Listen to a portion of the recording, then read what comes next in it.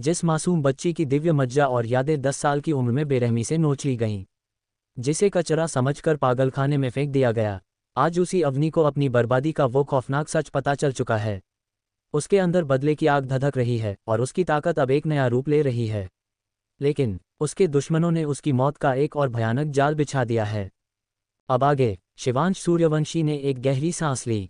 उसने अपने दिल में ज्वालामुखी की तरह फूट पड़ने वाले गुस्से को किसी तरह काबू किया और एक बेहद दबी और भारी आवाज में अवनी को दिव्य मज्जा की पूरी सच्चाई विस्तार से बताई। ओह, तो ये बात है। अवनी में नई बातें सीखने की गजब की क्षमता थी और वह पल भर में सब कुछ समझ गई। हालांकि मेरी यादों में ऐसा कुछ भी नहीं है। किसी ने भी मेरे साथ कभी इतनी घिनौनी और नीच हरकत नहीं की। शिवांश ने अपनी त्योरियां चढ़ाईं। एक बार फिर से जरा ध्यान से सोचो। अवनी ने काफी देर तक गहराई से विचार किया। उसने इस शरीर की पुरानी यादों को तेजी से खंगाला, लेकिन फिर भी पूरे विश्वास के साथ अपना सिर हिलाते हुए बोली, नहीं, किसी ने भी मेरी दिव्य मज्जा नहीं निकाली है। मैं रक्षा मंत्री के परिवार की सबसे बड़ी बेटी हूं, जो कि एक बेहद रसूखदार और ताकतवर परिवार है। भला मेरे साथ ऐसा जघन्य अपराध करने की हिम्मत कौन करेगा? शिवांश की गहरी आंखें सिकुड़ गईं और उसके होठों के किनारे पर एक सर्द, खौफनाक मुस्कान तैर गई। चौहान परिवार से ऊंचे रुतबे वाला कोई भी इंसान ऐसा कर सकता है। भले ही अग्नि साम्राज्य में किसी की इतनी हिम्मत न हो, लेकिन इस बात की कोई गारंटी नहीं है कि दूसरे देशों के लोग ऐसा नहीं करेंगे। आखिरकार अग्नि साम्राज्य तो अनंत ब्रह्मांड साम्राज्य के कई छोटे अधीन राज्यों में से महज एक है, और इसकी राष्ट्रीय ताकत कोई बहुत ज्यादा मजबूत नहीं है। ये सुनकर अवनी खामोश हो गई। सच में उसने चौहान परिवार की हैसियत को कुछ ज्यादा ही आंक लिया था। उसके अपने नजरिए से 21वीं सदी में रक्षा मंत्री का पद किसी देश के रक्षा मंत्री के ही बराबर होता था। किसी देश के रक्षा मंत्री की बेटी पर हाथ डालने की हिम्मत करना, क्या वे लोग साक्षात मौत को बुलावा दे रहे थे? लेकिन अब जाकर उसे एहसास हुआ कि वह कितनी भोली थी। एक मिनट रुको। अचानक अवनी के दिमाग में बिजली सी कौंधी। मुझे लगता है मुझे कुछ याद आ रहा है। क्या याद आया? शिवांश का उत्साह पल भर में चरम पर पहुंच गया। वह टकटकी लगाए उसे घूरने लगा और उसके शरीर से एक खौफनाक और कातिलाना ऊर्जा साफ महसूस हो रही थी। क्या तुम्हें याद आ गया कि यह किसने किया था? मैं अभी जाकर उनके पूरे खानदान को मौत के घाट उतार दूंगा, उनकी 9 पीढ़ियों का नामो निशान मिटा दूंगा। उसका बदला लेने के लिए शिवांश को इतना उतावला देखकर अवनी के दिल में एक अजीब सी गर्माहट भर गई। इस चालाक और शैतान इंसान को लेकर उसकी राय अब पहले से थोड़ी बेहतर हो गई थी। मुझे याद आ रहा है, जब मैं 10 साल की थी तब की मेरी कुछ यादें पूरी तरह से गायब हैं। बहुत लंबे समय की नहीं, बस कोई 3 या 4 महीने की। अवनी को लगा मानो उसने इस पूरी पहेली की मुख्य कड़ी पकड़ ली थी। उसने अनुमान लगाते हुए कहा, उन 3-4 महीनों के दौरान मेरा दिमाग एकदम खाली था। मुझे याद है कि ठीक उसी घटना के बाद मेरी शक्ति छठे स्तर की फ्रेंजी क्यूई से गिरकर सीधे पहले स्तर पर आ गई थी। उसके तुरंत बाद मैं परिवार के लिए किसी बोझ और कचरे जैसी हो गई। मैंने चाहे कितनी भी कड़ी साधना क्यों न की हो, मेरी शक्ति में रत्ती भर भी सुधार नहीं हुआ। शिवांश का चेहरा अब पत्थर की तरह बेहद सर्द हो चुका था। उसने कहा, बिल्कुल सही। जब तुम 10 साल की थी तब तुम्हारा अपहरण कर लिया गया था। उन दरिंदों ने 3-4 महीने लगाकर बेहद क्रूरता से तुम्हारी दिव्य मज्जा को निचोड़ लिया। उन्होंने तुम्हारी उस परम स्वर्ण प्रतिभा को बेरहमी से लूट लिया और तुम्हें वापस भेजने से पहले उन 3-4 महीनों की तुम्हारी सारी यादें भी मिटा दीं। धत तेरे की! अवनी खुद को गाली देने से नहीं रोक पाए। उसने जोर से अपनी मुट्ठी पत्थर की मेज पर दे मारी। वे लोग सच में बेहद नीच और क्रूर थे। एक 10 साल की मासूम बच्ची के साथ इतनी घिनौनी हरकत करते हुए क्या उन्हें इस बात का खौफ नहीं था कि उन पर आसमानी बिजली गिर पड़ेगी? हालांकि अवनी ने ये सब खुद अनुभव नहीं किया था, लेकिन वह अच्छी तरह से कल्पना कर सकती थी कि इस शरीर की असली मालकिन ने उन 3-4 महीनों के दौरान कैसी अमानवीय और खौफनाक यातनाएं झेली होंगी। बाल शोषण! ये सरासर एक खौफनाक बाल शोषण था। उस बच्ची का जिंदा बच जाना ही अपने आप में एक बहुत बड़ा चमत्कार था। मैं इसका बदला जरूर लूंगी, अवनी ने नफरत और गुस्से से अपने दांत पीसते हुए कहा, लेकिन अभी नहीं। शिवांश की तीखी और खूबसूरत आंखों में तारीफ की एक स्पष्ट चमक कौंध गई। महज 14 साल की उम्र में ऐसी परिपक्व सोच! तुम्हारा भविष्य यकीनन असीमित और बेमिसाल होने वाला है। दिल में नफरत की इतनी गहरी आग धधकने के बावजूद उसे सहने की ताकत रखना। बिना सोचे समझे या जज्बात में बहकर कोई बेवकूफ़ी भरा कदम न उठाना, इसके लिए सच में एक असाधारण आत्मनियंत्रण और भावनात्मक संयम की जरूरत होती है। अवनी के होठों पर एक आत्मनिंदा से भरी हल्की सी मुस्कान तैर गई। उसने कहा, कमजोरों को बड़ी बड़ी बातें करने का कोई हक नहीं होता। मैं अभी सिर्फ पहले स्तर पर हूं, मैं तो बदला लेने की बात करने के लायक भी नहीं हूं। अगर हम अभी इस कमज़ोर हालत में उन दरिंदों से सीधे टकराने की बेवकूफ़ी करेंगे जो यकीनन चौहान परिवार से कहीं ज़्यादा ताकतवर हैं, तो ये बिल्कुल वैसा ही होगा जैसे किसी विशाल चट्टान पर कोई कमज़ोर अंडा दे मारना। शिवांश सूर्यवंशी ने संतुष्टि से सिर हिलाया और कहा, तुम्हारे शरीर की हालत अभी बहुत खस्ता है। तुम्हें पूरी तरह ठीक होने के लिए औषधियों की ज़रूरत पड़ेगी। तो हम ऐसा करेंगे, मैं जड़ी बूटियों की एक सूची लिख देता हूँ। तुम इसे अधीक्षक भैरव सिंह के पास ले जाना और उनसे ये जड़ी बूटियाँ मांग लेना। एक बार जब तुम्हें ये मिल जाएंगी तो मैं इनसे तुम्हारे लिए औषधि तैयार करने में तुम्हारी मदद करूंगा। इतना कहकर शिवांश ने कागज़ और कलम निकाली और तेजी से 2 पंक्तियां लिख दीं। इस बार अवनी ने साफ साफ देखा कि उसने कागज़ और कलम अपने बाएं हाथ की एक अंगूठी से निकाले थे। यकीनन उसने पहले मदिरा की सुराही और जैद के प्याले भी बिल्कुल इसी तरह निकाले होंगे। इस शरीर की यादों के अनुसार आयामी अंगूठी, सामान छिपाने वाली जादुई अंगूठी, एक बेहद दुर्लभ और बेशकीमती वस्तु थी। इतने विशाल चौहान परिवार में केवल परिवार के मुखिया के पास ही ऐसी एक अंगूठी थी, जबकि बाकी सभी चाचा चाची, भाभी और भाई बहन आमतौर पर साधारण आयामी थैलियों का ही इस्तेमाल करते थे। शिवांश ने अवनी की नज़रों को भांप लिया और मुस्कुराते हुए बोला, अगर तुम्हें ये पसंद है तो मैं तुम्हें एक दे सकता हूँ। ये कहते हुए उसने सच में एक बेहद खूबसूरत नीले जैद कीमती पत्थर की अंगूठी निकाली और अवनी की तरफ बढ़ा दी। यह कोई बहुत कीमती चीज़ नहीं है, बस इसे रख लो और इसके साथ खेलो। अवनी थोड़ी रोमांचित हो गई। नीला जैद, और इसकी चमक इतनी साफ और पारदर्शी थी, बिल्कुल किसी शीशे की तरह। अगर इसकी सामान रखने वाली उस जादुई खूबी को किनारे भी रख दिया जाए तो भी 21वीं सदी की किसी भी गहनों की दुकान में इस तरह की बारीकी से तराशी गई नीले जैद की अंगूठी आसानी से लाखों की कीमत वसूल सकती थी। मैं इसे नहीं ले सकती, वह झिझकी। इस तरह किसी का फ़ायदा उठाना उसे सही नहीं लगा। शिवांश ने उसे एक बेपरवाह नज़र से देखा, उसकी तीखी आंखों में समझदारी की एक झलक तैर गई। फिर उसने अपना बायां हाथ उठाया और कहा, तो फिर हम इसे बदल लेते हैं। क्या ख्याल है, मैं तुम्हें ये काले जैद की आयामी अंगूठी दे देता हूँ। अवनी तुरंत बोल पड़ी, नहीं, काला जैद, ये तो नीले जैद से 10 गुना ज़्यादा महंगा और कीमती होता है। वह इसे तो बिल्कुल भी स्वीकार नहीं कर सकती थी। शिवांश ने एक कोमल मुस्कान के साथ कहा, तो फिर फैसला हो गया। अगर तुम सच में मेरा यह एहसान चुकाना चाहती हो तो किसी भी तरह भैरव सिंह से ये सारी जड़ी बूटियां निकलवा लो और हर औषधि की 50 खुराकें होनी चाहिए। वैसे भी तुम इतनी सारी जड़ी बूटियां अपने हाथों में तो उठा कर ला नहीं सकती, इसलिए यह आयामी अंगूठी तुम्हारे लिए बहुत ज़रूरी है। अवनी ने बहाने बनाना छोड़ दिया और थोड़े शक के साथ पूछा, क्या तुम्हें इतना यकीन है कि मैं भैरव सिंह से ये जड़ी बूटियां हासिल कर पाऊंगी?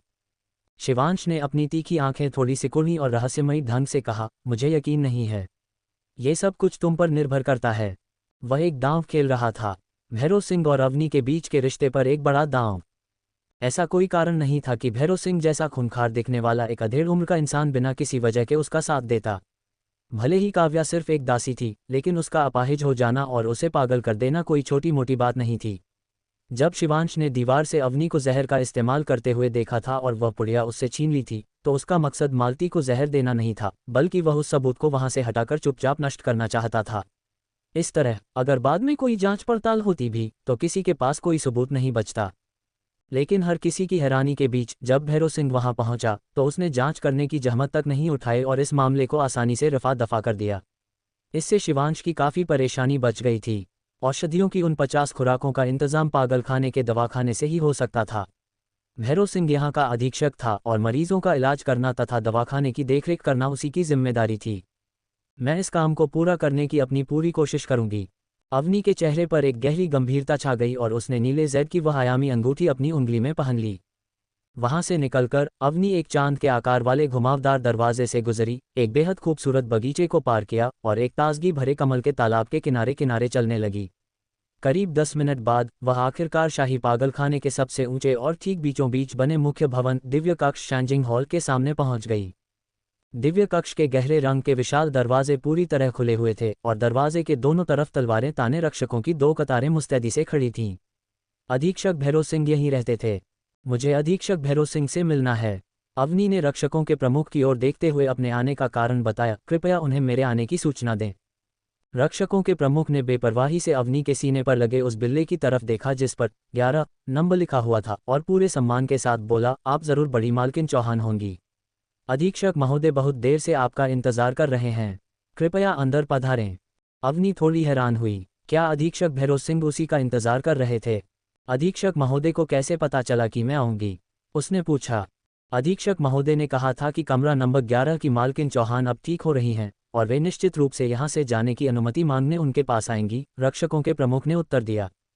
मैं समझ गई। अवनी ने अपनी हैरानी को बड़ी चतुराई से छिपा लिया और उसके होठों पर एक हल्की सी मुस्कान उभर आई।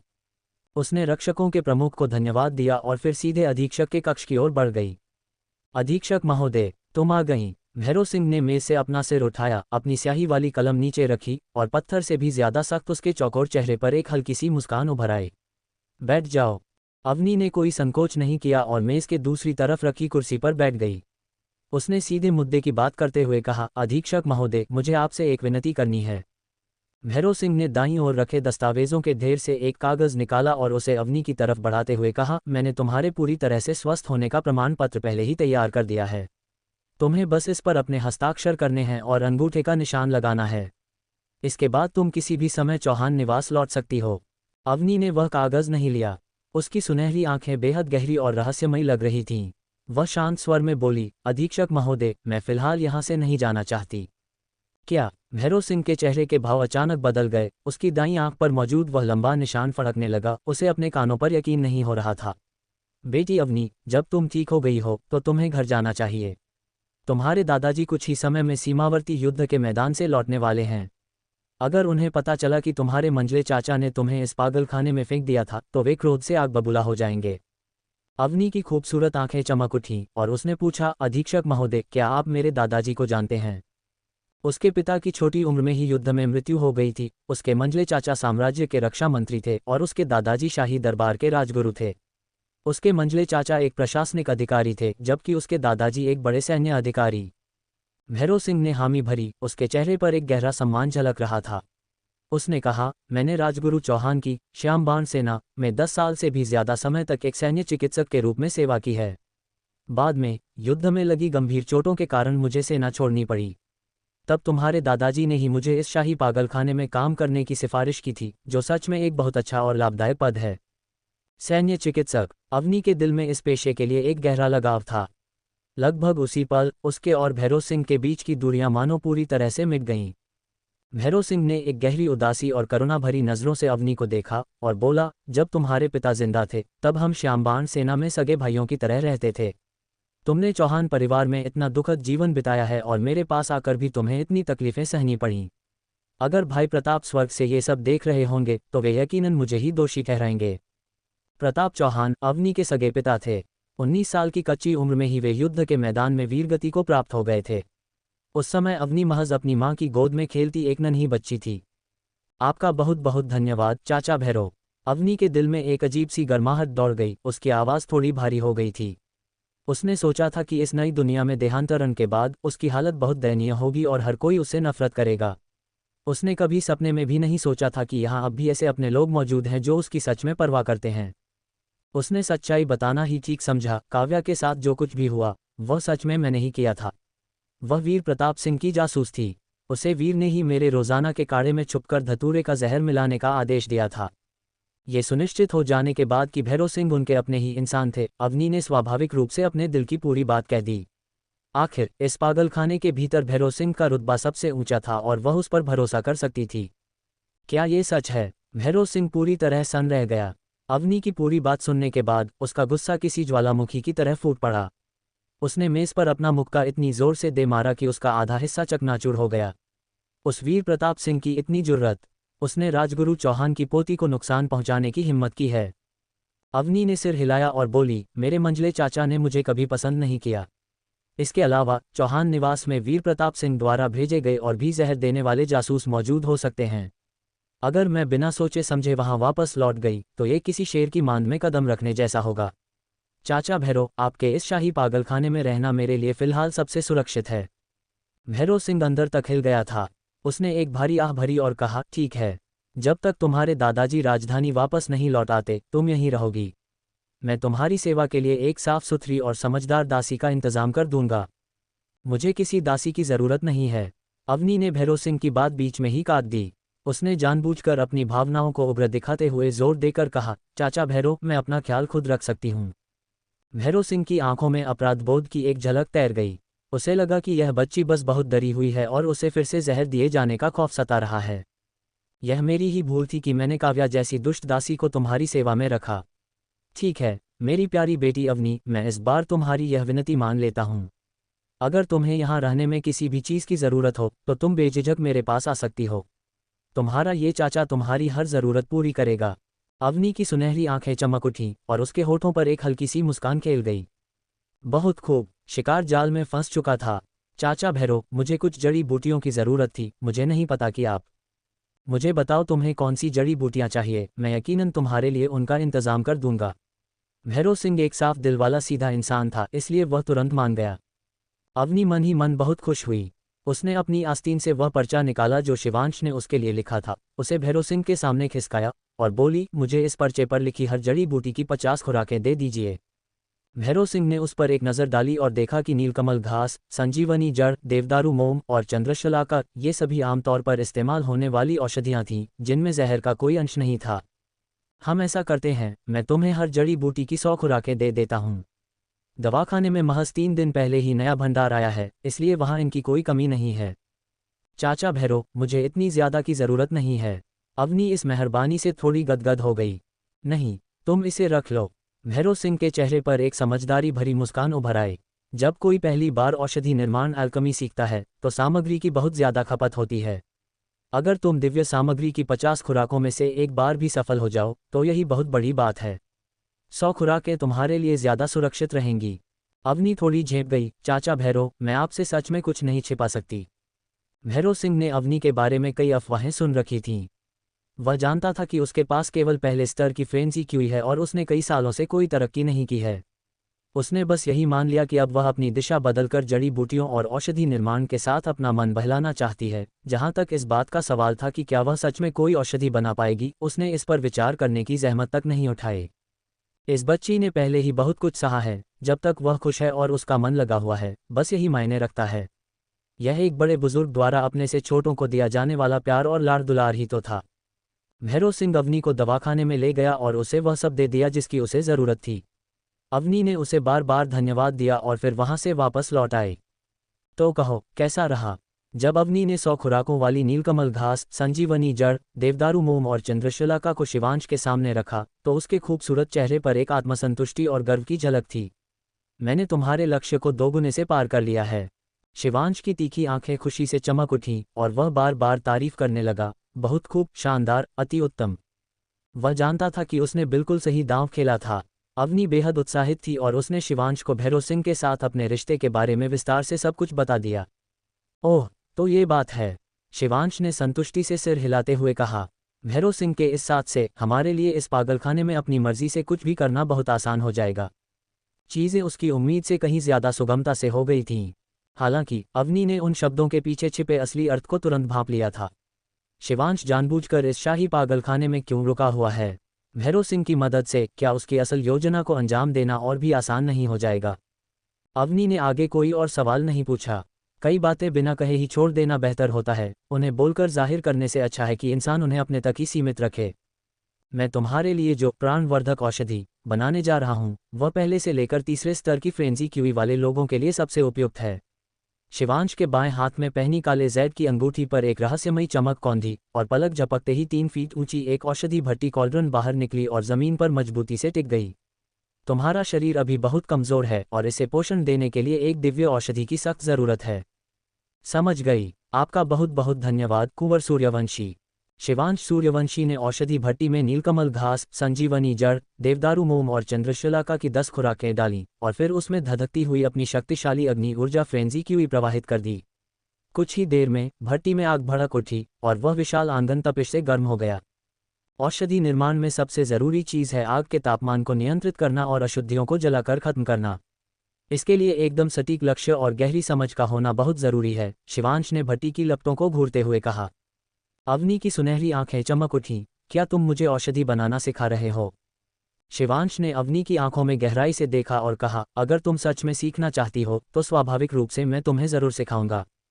बिल्कुल, मैं सीखना चाहती हूँ। अवनी इसे आजमाने के लिए बेहद उत्सुक थी। इस शरीर की असली मालकिन की यादों के अनुसार पंचतत्व महाद्वीप में औषधि निर्माता, अस्त्र निर्माता और व्यूह निर्माता ये सभी बेहद सम्मानित सहायक पेशे माने जाते थे और बड़े बड़े साधक इनकी तलाश में दर बदर भटकते रहते थे। उसे पूरा विश्वास था कि उसमें नई चीज़ें सीखने की गजब की क्षमता है और वह किसी भी नए ज्ञान को बड़ी आसानी से ग्रहण कर सकती है। उसके लिए तुम्हें तब तक इंतज़ार करना होगा जब तक तुम 5वें स्तर की फ्रेंजी क्यूई हासिल नहीं कर लेती। अभी तुम केवल अपने शरीर को मजबूत करने, अपनी नींव पक्की करने और अपनी ऊर्जा इकट्ठा करने के चरण में हो। अभी तुम्हारे पास औषधि निर्माण के इस गहरे क्षेत्र में उतरने की काबिलियत नहीं है।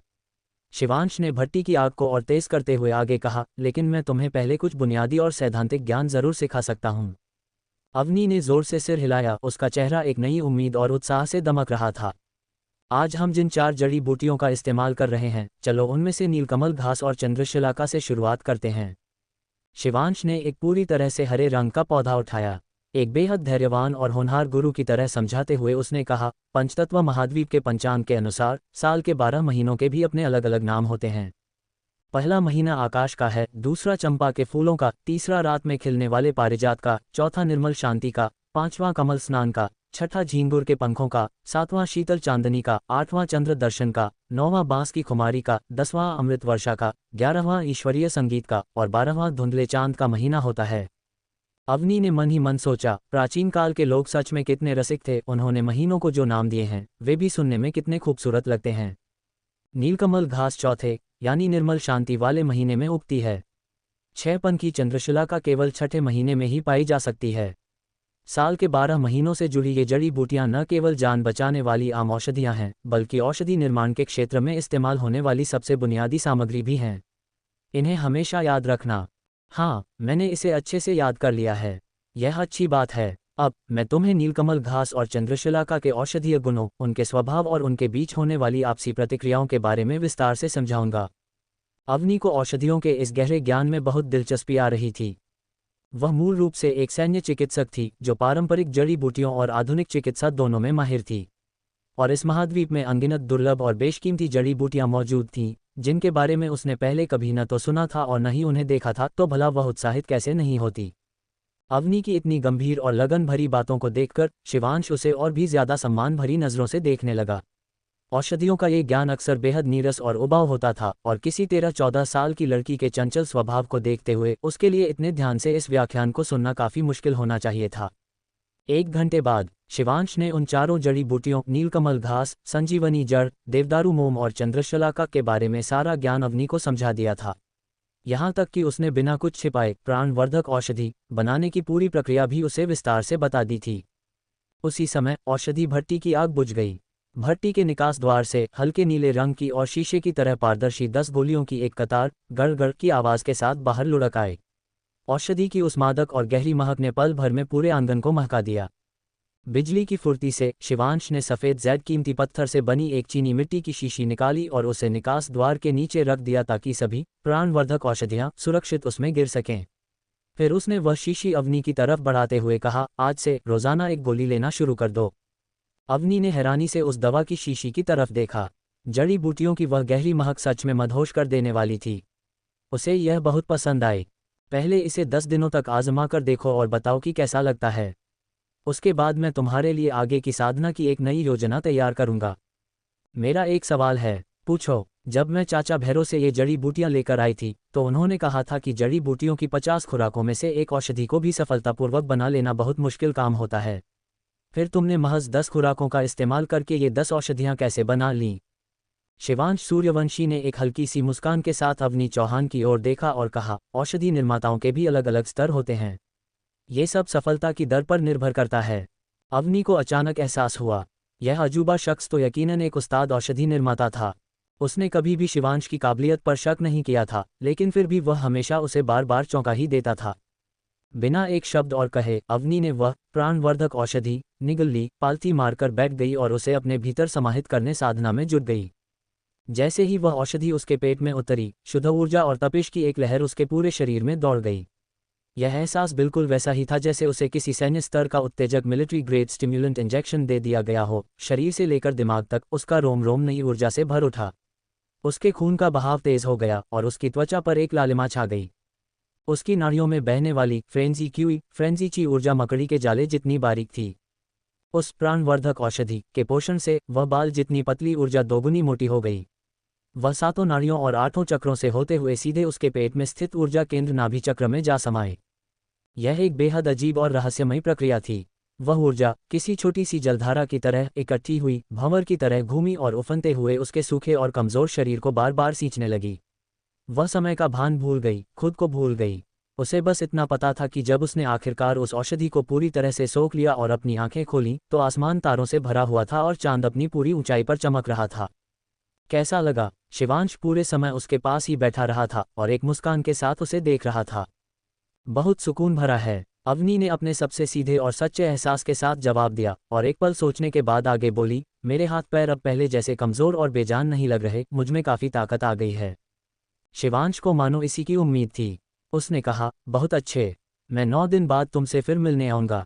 वक्त पंख लगाकर उड़ने लगा। हर बार जब अवनी वह औषधि लेती, वह महसूस करती कि उसका शरीर और भी मजबूत हो रहा है।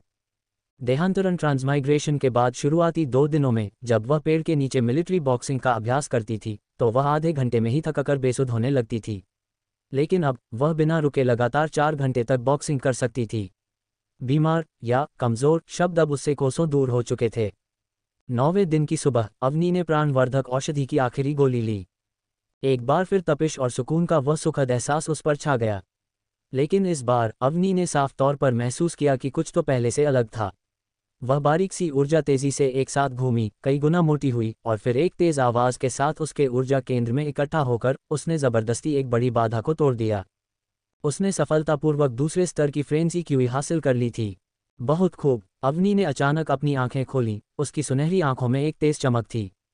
अपने वादे के मुताबिक शिवांश वहां पहुंच गया।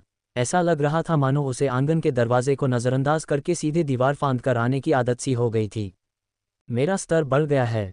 शिवांश को देखते ही अवनी का चेहरा खुशी से खिल उठा और उसने उसे यह खुशखबरी सुनाई, तुम्हारी बनाई हुई प्राणवर्धक औषधि सच में बहुत असरदार है। शिवांश के चेहरे पर कोई खास भाव नहीं था, जैसे उसे पहले से ही इस बात का इल्म था। उसने अवनी को दवा की 2 शीशियां पकड़ाईं और कहा, इनमें 20 प्राणवर्धक औषधियां हैं। आज से रोजाना 2 गोलियां लेना शुरू कर दो। अवनी ने उन्हें ले लिया और कहा, इसका मतलब है कि बस ये औषधियां खाकर कोई भी आसानी से अपना स्तर बढ़ा सकता है। शिवांश ने गंभीरता से कहा, तुम्हारी फ्रेंजी क्यूई के पहले 2 नाड़ी बिंदु तुम्हारे ऊर्जा केंद्र नाभि चक्र में ही स्थित थे और इसीलिए औषधियों की मदद से तुम इतनी आसानी से उस बाधा को पार कर पाईं। लेकिन तीसरे नाड़ी बिंदु से ये साधना तुम्हारे लिए एक बुरा सपना बन जाएगी। अवनी के चेहरे की मुस्कान गायब हो गई। ये नाड़ी बिंदु क्या होता है?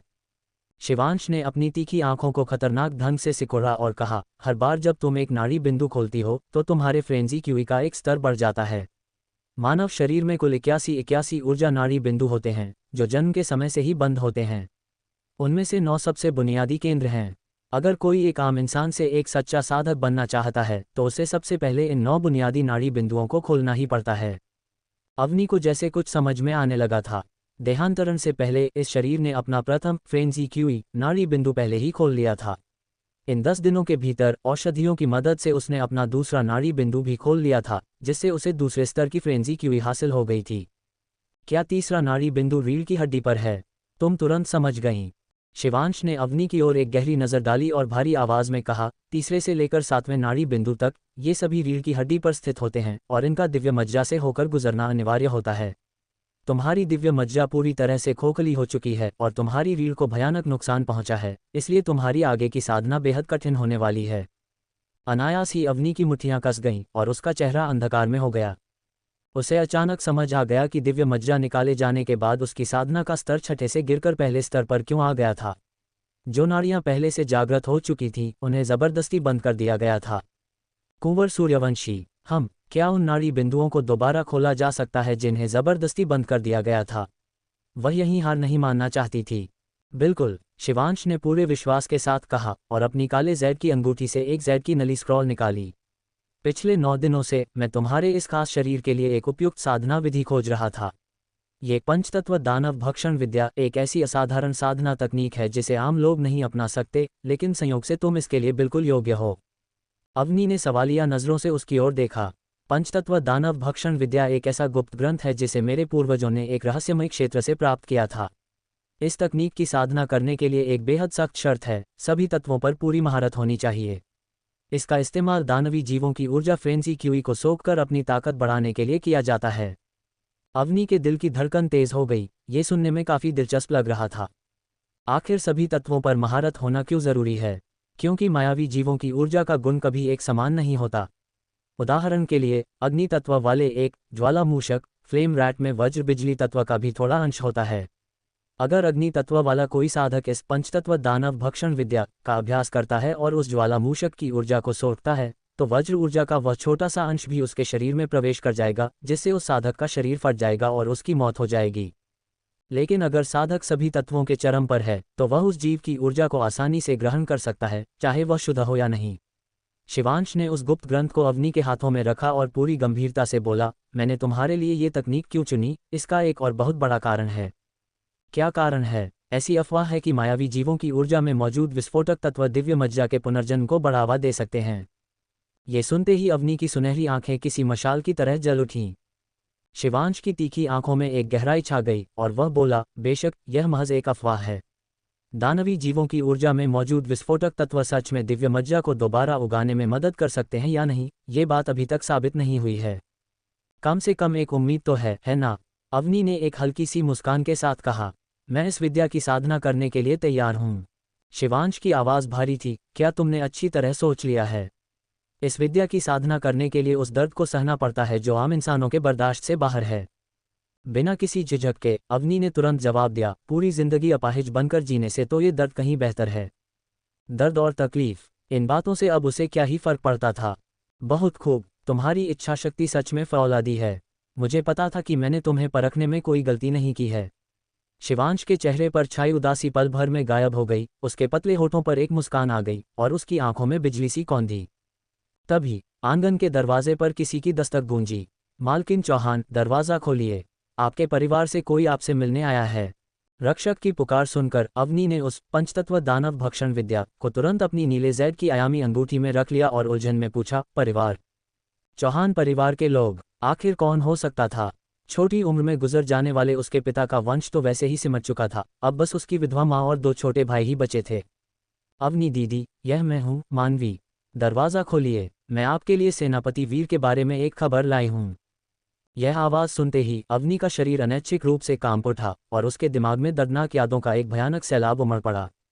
मानवी चौहान, चौहान परिवार की चौथी बेटी, उसके मंझले चाचा की उपपत्नी की संतान, चौहान परिवार के उन गिने चुने लोगों में से एक जिसे खास तौर पर अवनी को परेशान करने और उसे नीचा दिखाने में मजा आता था।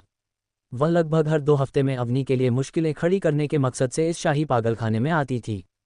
हर बार जब भी मानवी आती, वह रक्षकों को वहां से दूर भेज देती, अवनी के कमरे में घुस जाती और फिर हर मुमकिन तरीके से उसे उकसाने की कोशिश करती।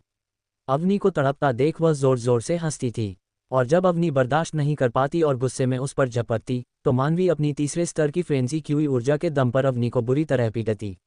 उसे खास तौर पर अवनी के चेहरे पर थप्पड़ मारना बहुत पसंद था, और वह तब तक नहीं रुकती थी जब तक कि अवनी का पूरा चेहरा चोटों और नीले निशानों से भर नहीं जाता। सच में, चौहान परिवार की बड़ी बेटी का यह एक तरफा प्यार अंधा था। इस बार इतनी बुरी तरह पिटने के बावजूद अगली बार जब भी मानवी दरवाजे पर आकर सेनापति वीर की खबर लाई हूँ चिल्लाती, तो वह फिर से तुरंत दरवाज़ा खोल देती थी। लो, ये तुम्हारा इनाम है। कमरा नंबर 11 के आंगन के दरवाजे के बाहर मानवी ने 6 चांदी के सिक्के निकाले और पागलखाने के उन दोनों रक्षकों को थमा दिए। पिछली बार की तरह तुम दोनों को अंदर आने की कोई ज़रूरत नहीं है। हम दोनों बहनों को अकेले में कुछ बात करने दो। मरीज द्वारा परिवार के सदस्यों पर किसी भी तरह के हमले को रोकने के लिए पागलखाना परिवार की सुरक्षा सुनिश्चित करने के लिए हमेशा 2 हथियारबंद रक्षकों को साथ भेजता था। मानवी का यहाँ ये कोई पहला दौरा नहीं था, वह उन दोनों रक्षकों की बहुत पुरानी जानकार बन चुकी थी। बाईं ओर खड़े रक्षक ने खुश होकर कहा, आपके इस उदार इनाम के लिए बहुत बहुत धन्यवाद, छोटी मालकिन चौहान। दाईं ओर वाले रक्षक ने सहमति में सिर हिलाया और बोला, आप बिल्कुल फिक्र न करें, छोटी मालकिन। ये तो हमेशा का ही काम है, हम दोनों भाई अच्छी तरह समझते हैं। मानवी ने संतुष्टि से सिर हिलाया, अपने घाघरे की सिलवटों को हाथों से ठीक किया और मन ही मन गिनती गिनने लगी, 1 2 3। चर्र, आंगन का दरवाज़ा खुल गया।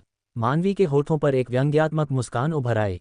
बिल्कुल उसकी उम्मीद के मुताबिक अवनी, वह नाकारा और प्यार में अंधी लड़की, यकीनन 3 सांसों के भीतर ही दरवाज़ा खोलने के लिए दौड़ी चली आई थी। अवनी दीदी, काव्या कहाँ है? वह मुझे दिखाई क्यों नहीं दे रही? अवनी को देखते ही मानवी ने तुरंत चारों ओर नजरें दौड़ाईं, लेकिन उस खाली आंगन में उस दासी का कोई नामो निशान नहीं था। अवनी ने एकदम सपाट स्वर में कहा, वह बाहर गई है। उसने और अधीक्षक भैरव सिंह ने काव्या के पागल होने की बात को बाहरी दुनिया से छिपा कर रखने का समझौता किया था ताकि वीर प्रताप सिंह को शक न हो और वह तुरंत अवनी के पीछे ना पड़ जाए। काव्या तो दिन ब दिन और भी ज्यादा समझदार होती जा रही है। मानवी को रत्ती भर भी शक नहीं हुआ, बल्कि वह अपनी खुशी भी नहीं छिपा पा रही थी। वह हर महीने उन्हीं तय किए गए 2 दिनों पर अवनी से मिलने आती थी, और हर बार मानवी के अंदर आते ही काव्या चुपचाप वहां से खिसक जाती थी ताकि मानवी को अवनी को पीटने के लिए पूरी आज़ादी और जगह मिल सके। मानवी ने दरवाज़ा बंद किया और आंगन में रखी पत्थर की मेज़ पर बड़े आराम से बैठ गई। उसने बहुत ही गर्मजोशी का दिखावा करते हुए कहा, अवनी दीदी आइए बैठिए। अवनी बिना किसी भाव के मानवी के ठीक सामने बैठ गई। ही अवनी दीदी आप बहुत अच्छी लग रही हैं, मानवी ने एक झूठी और बनावटी मुस्कान के साथ कहा। उसका नाजुक हाथ अपने सीने के पास लटकी बालों की एक लट से खेल रहा था जिसे वह अपनी उंगली पर लपेट रही थी। आज मेरा यह नया हेयर स्टाइल और मेरे कपड़े आपको कैसे लग रहे हैं? अवनी ने बड़ी बेपरवाही से उस पर एक नज़र डाली। मानवी आज बहुत सलीके से सज धज कर आई थी। उसके बालों का एक बहुत ही खूबसूरत और घुमावदार जूड़ा बना हुआ था जिसके दोनों तरफ सुनहरी झालरें लटक रही थीं। उसके माथे पर चंपा के फूल जैसी एक सुंदर बिंदी सजी थी और उसने हल्के गुलाबी रंग की रेशमी पोशाक पहनी हुई थी जिसके किनारों पर चंपा की पंखुड़ियों की कढ़ाई की गई थी। वह सच में बेहद सजीली और ताजगी से भरी लग रही थी। अवनी दीदी आज दोपहर को सेनापति वीर कांस्य मयूर प्रांगण में एक भव्य भोज का आयोजन कर रहे हैं। उन्होंने कई रसूखदार कुलीन परिवारों के नौजवानों और युवतियों को न्योता भेजा है, और देखिए उनमें से एक निमंत्रण मेरे पास भी है। अवनी ने अपना सिर हल्का सा नीचे झुका लिया। उसका चेहरा पूरी तरह भावशून्य था और उसकी आंखें एकदम खाली थीं। उसने अपनी यादों के आधार पर इस शरीर की असली मालकिन की नकल करने की पूरी कोशिश की। पहले की अवनी हमेशा से ही मानवी को देखते ही खामोश हो जाती थी और उसकी पुतलियां स्थिर नहीं रहती थीं। केवल जब उसे पूरी तरह से भड़का दिया जाता था तभी उसका गुस्सा ज्वालामुखी की तरह फूटता था। अरे अवनी दीदी आपने अभी भी लाल रंग ही पहना है। मैंने आपको कितनी बार बताया है कि सेनापति वीर को भड़कीली और दिखावा करने वाली औरतें बिल्कुल पसंद नहीं हैं। उन्हें सादगी और शालीनता से भरी सुंदरियां ही अच्छी लगती हैं। मानवी ने अपने रेशमी कपड़ों को सहलाते हुए एक बेहद आत्ममुग्ध और घमंडी भाव के साथ कहा, आज के भोज की तैयारियों में मैंने बहुत मेहनत की है। इस पोशाक को बनवाने में मुझे बहुत बड़ी कीमत चुकानी पड़ी है। अवनी ने किसी तरह अपनी आंखें घुमाने की इच्छा को दबाया। लड़की जरा होश में आओ। ये बात साफ है कि वीर प्रताप सिंह को राजकुमारियां पसंद हैं। भले ही तुम सज धज कर अप्सरा क्यों न बन जाओ, वीर तुम्हें मुड़कर भी नहीं देखेगा। खैर छोड़िए, आपसे और कुछ कहने का कोई फायदा नहीं है। आप पागल हैं, आपका दिमाग पूरी तरह से सुन्न हो चुका है। मानवी ने अपने होंठ सिकोड़े और ताना मारते हुए बोली, आपने तो अपना मौका गंवा दिया है, लेकिन मेरे पास अभी भी कई मौके हैं। भविष्य में जब मेरी शादी सेनापति वीर से हो जाएगी तब भी मैं आपसे मिलने आऊंगी और आपको बहुत सी बातें बताऊंगी। इतना कहने के बाद मानवी अचानक रुक गई। उसने हैरानी से अवनी की तरफ देखा। यह पागल औरत आज कुछ ज्यादा ही शांत थी। अगर पहले की बात होती तो ये बातें सुनते ही अवनी खून से लाल आंखें लिए उस पर झपट पड़ती, मानो उसे नोच खाना चाहती हो। अरे तुम नाकारा इंसान, क्या तुम कोई प्रतिक्रिया भी नहीं दे सकती? क्या तुमने दिमाग सुन्न करने वाली कोई दवा खा ली है? मानवी का गुस्सा भड़क उठा। उसने अपना बनावटी नाटक छोड़ दिया, मेज पर जोर से हाथ पटका और उसे गालियां देने लगी। अवनी ने अचानक अपना सिर उठाया। उसकी सुनहरी आंखों में खून की प्यासी एक खौफनाक चमक थी और उसके शरीर से किसी शैतान जैसी कातिलाना ऊर्जा निकल रही थी। दवा, क्या धतूरे के उस जहरीले चूर्ण का इस औरत से कोई नाता है? मानवी सन रह गई। अवनी की उस खौफनाक ऊर्जा से वह बुरी तरह घबरा गई। उसका दिल बिना किसी वजह के कांप उठा और उसका शरीर अनैच्छिक रूप से थोड़ा पीछे खिसक गया। यह क्या हुआ? क्या ये सिर्फ उसका वहम था? वरना किसी को भी यह पागल औरत इतनी खौफनाक क्यों लगेगी? मानवी इस बात से पूरी तरह अनजान थी कि उसने बर्र के छत्ते में हाथ डाल दिया है और अवनी की सबसे कमज़ोर दुखती रग पर पैर रख दिया है। वीर के बारे में उसकी पहले की बकवास ने अवनी का जरा भी ध्यान नहीं खींचा था, लेकिन दवाखाने वाले उन शब्दों ने सच में उसके भीतर ज्वालामुखी भड़का दिया था। मानवी अब और चुपचाप नहीं बैठ सकी। वह झटके से खड़ी हो गई और बचाव की मुद्रा में आ गई। तुम क्या करना चाहती हो? मुंह से ये शब्द निकलते ही मानवी को लगा कि वह खुद को एक थप्पड़ जड़ ले। ये और कर भी क्या सकती है? बस मार ही तो खा सकती है। वह यकीनन कल रात खुशी के मारे सो नहीं पाई थी और शायद इसीलिए आज उसे ये अजीब से भ्रम हो रहे थे। अवनी में डरने लायक क्या है? महज पहले स्तर की फ्रेंजी क्यूई वाली एक नाकारा लड़की ही तो है, बस इसे अच्छे से पीटना होगा। मानवी के चेहरे के भाव कठोर हो गए। उसने अपने हाथ की 5 उंगलियां फैलाईं और उसकी हर उंगली से लपटों की हल्की सी ऊर्जा निकलने लगी। ज्वाला प्रहार। एक ही वार में उसने सीधा अवनी के पेट पर निशाना साधा। अतीत में वह इस चाल का इस्तेमाल करके कई बार अवनी के शरीर पर खून से लथपथ घाव छोड़ चुकी थी। अवनी की खूबसूरत आंखें गहरी हो गईं। बिजली की फुर्ती से उसने हवा को चीरती हुई ताकत के साथ एक ऐसा जोरदार मुक्का मारा जो सीधे मानवी के कंधे पर जा लगा। एक जोरदार कड़क की आवाज गूंजी और उसके कंधे की हड्डी चकनाचूर हो गई। आहे! मानवी की लपटों से भरी उंगलियां अवनी के पेट से बस 2 इंच की दूरी पर रुक गईं और उसके गले से एक दर्दनाक चीख निकल पड़ी। मानवी के युद्ध कौशल महज दिखावटी और खोखले थे, जो अवनी की असली सैन्य युद्ध तकनीकों के सामने कहीं नहीं टिकते थे। चौथी बहन, क्या तुम्हें आराम मिला? अवनी ने आखिरकार अपना सिर उठाया। उसकी सुनहरी आंखों में कत्ल करने का इरादा साफ झलक रहा था और उसके चेहरे जैसे लाल होठों के कोने पर एक क्रूर व्यंग्यात्मक मुस्कान थी। मानवी लड़खड़ाते हुए कुछ कदम पीछे हट गई। अपने एक हाथ से अपने घायल कंधे को पकड़ते हुए उसने अविश्वास से चीखकर कहा, नामुमकिन! तुम मुझे कैसे हरा सकती हो? मानवी ने साफ साफ देखा था, अवनी ने किसी भी विशेष युद्ध तकनीक का इस्तेमाल नहीं किया था, बस एक बहुत ही साधारण सा मुक्का मारा था। फिर भी वह बुरी तरह घायल हो गई थी। ये सच में बहुत अजीब था। मैं एक पागल हूँ। जब मुझ पर पागलपन सवार होता है तो मैं अंजाम की परवाह नहीं करती। अवनी की आवाज़ बेहद कोमल और शांत थी, फिर भी यह उस पल एक ऐसा गहरा दबाव पैदा कर रही थी जिससे उसके दुश्मन का दम घुटने लगे। चौथी बहन, तुम हमेशा मुझे पीटती हो, क्यों न इस बार तुम खुद मार खाकर देखो? मानवी की पुतलियां अचानक सिकुड़ गईं और उसके दिल में एक खौफनाक दहशत छा गई। उसने अपनी जान बचाने के लिए अनायास ही भागना चाहा, लेकिन अवनी ने उसे जरा भी मौका नहीं दिया। पलक झपकते ही वह सामने आ खड़ी हुई और उसने मानवी के भागने का रास्ता पूरी तरह रोक लिया। धड़ाम! एक और जोरदार मुक्का मानवी की कनपटी पर जा लगा। मानवी समय रहते खुद को बचा नहीं पाए और सीधे जमीन पर जा गिरी। उसका सिर बुरी तरह चकरा रहा था। उसने एक और पागलों जैसी चीख मारी, नहीं, मेरे चेहरे पर मत मारो, कोई मुझे बचाओ। अगर उसका चेहरा बिगड़ गया और बदसूरत हो गया तो भला वह कांस्य मयूर प्रांगण में सेनापति वीर के उस भव्य भोज में कैसे जा पाएगी? अवनी के चेहरे पर एक शरारती और कातिलाना मुस्कान तैर गई। चेहरे पर नहीं मारना, ऐसा तो बिल्कुल नहीं हो सकता। जब मानवी इस शरीर की असली मालकिन को पीटती थी तो उसे खास तौर पर चेहरे पर मारना ही पसंद था। आंख के बदले आंख और दांत के बदले दांत, यही अवनी का काम करने का नया अंदाज था। वहीं दूसरी ओर कमरा नंबर 11 के आंगन के दरवाजे पर दोनों रक्षकों ने अपने कान खड़े कर लिए और अंदर से आने वाली आवाज़ों को ध्यान से सुनने लगे। अंदर से 2 बार चीखने की आवाज़ आई है, भाई, क्या हमें अंदर जाना चाहिए? बाईं ओर खड़ा रक्षक थोड़ा चिंतित लग रहा था। कोई ज़रूरत नहीं है। दाईं ओर वाले रक्षक ने अपने हाथ में रखे उन 6 चांदी के सिक्कों को उछाला और बोला, छोटी मालकिन चौहान ने इस बार 2 गुना इनाम दिया है, इसलिए उन्हें अंदर थोड़ी और देर तक पीटने देते हैं और मज़ा लेने देते हैं। बाईं ओर वाले रक्षक ने सहमति में जोर से सिर हिलाया और बड़ी शांति से कहा, तो फिर ठीक है, पूरे 15 मिनट बाद अंदर चलेंगे।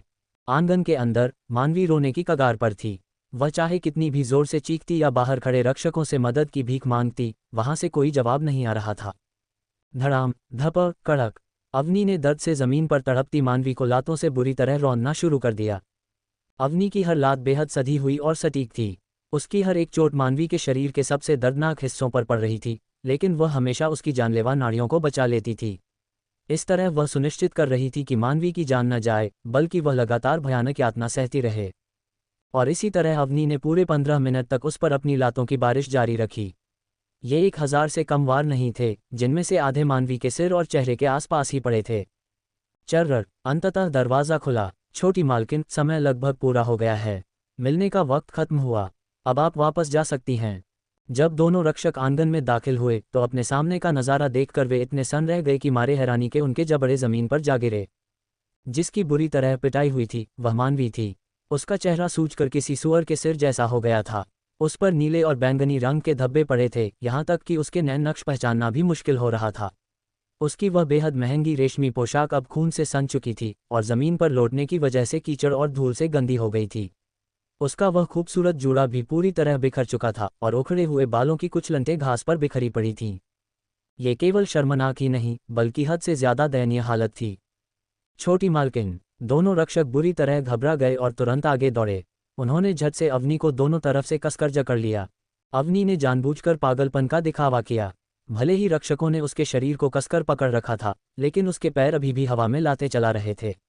उसने अपना सिर पीछे पटका और किसी पिंजरे में कैद खूंखार दरिंदे की तरह एक भयानक दहाड़ लगाए। उसकी सुनहरी आंखें खून से लाल हो चुकी थीं। मुझे छोड़ दो, मैं इसे जान से मार दूंगी। इस चुड़ैल को जिंदा नहीं छोड़ूंगी। बाईं ओर वाले रक्षक ने हड़बड़ाहट में कहा, जल्दी बड़ी मालकिन को बेहोशी की दवा दो, इनका पागलपन फिर से हावी हो रहा है। दाईं ओर वाले रक्षक ने तुरंत शांत करने वाली बेहोशी की दवा की एक शीशी निकाली और जबरदस्ती अवनी के हलक के नीचे एक घूंट उतार दिया।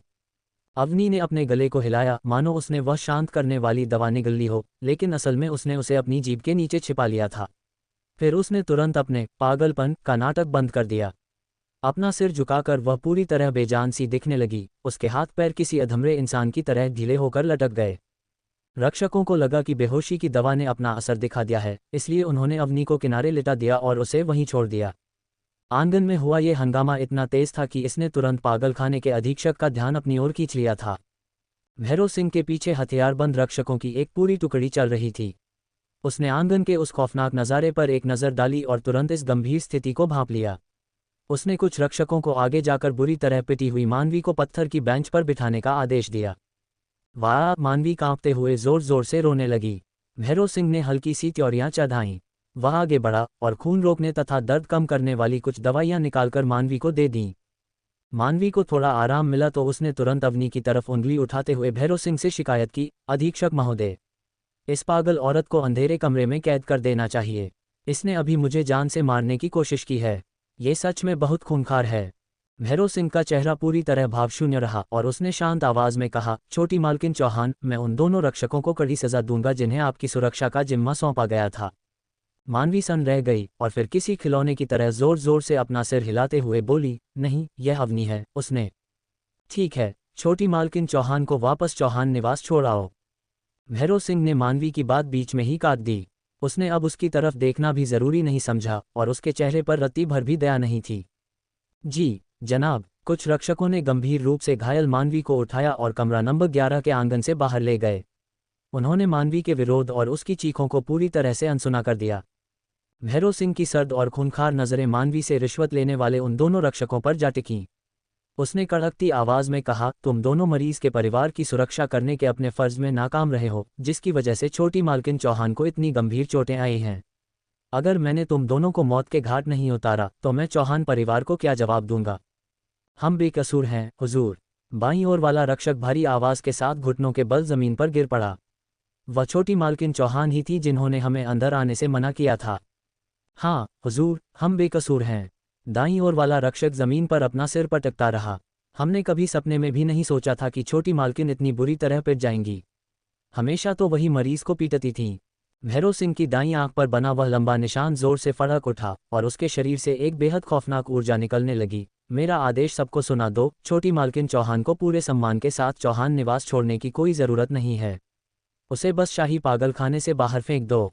जी, मैं अभी जाकर उन्हें सूचित करता हूँ।